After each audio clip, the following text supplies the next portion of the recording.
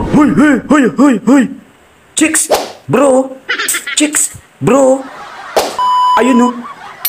At heto at naglalakad na nga po kami at pupunta po kami sa aming gustong kainan na Chicks Bro. At heto na nga, nandito na nga po kami sa Barangay Pinagbuhatan, Kenneth Road. At papunta nga po pala kami dito sa Chicks Bro para kumain ng masarap na manok. Uy, bro. Chicks oh. Chicks, bro. At kasama ko nga po pala ang aking dalawang mag-nanay. Wow. At nag-hello pa nga. At heto na nga, naglalakad na nga po pala kami dito papunta sa Chicks Bro.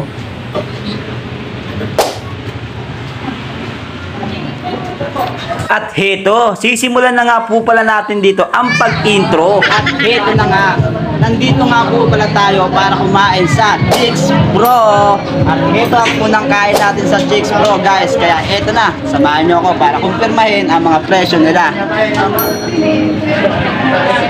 At nandito nga po pala tayo sa loob ng Chicks Bro. At titignan nga po pala natin dito ang mga presyo ng Chicks Bro. Syempre, yung pasok na pasok sa ating budget at bulsa. Tara, samahan nyo ako.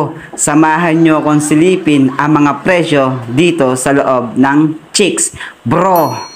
And by the way, nandito na nga po pala tayo sa loob niyan. At sila ate, yan po yung customer ni Chicks Bro. Wow. Sila po yung naabutan namin dito bago po sana kami mag-inquire para kumain. At tatanungin ko nga po si madam sa mga presyo nitong kanyang produkto. At heto, ipapakita ko na nga po pala sa inyo ang mga presyo ni Chicks Bro. Meron tayo dito 79 pesos only lamang po. O, pasok na pasok sa budget at mga bulsa ninyo, mga madam, mga sir, mga ma'am. O, nakikita nyo naman po ang mga presyo na yan. Pakibasa na lang po at pakilinawan ng mga mata.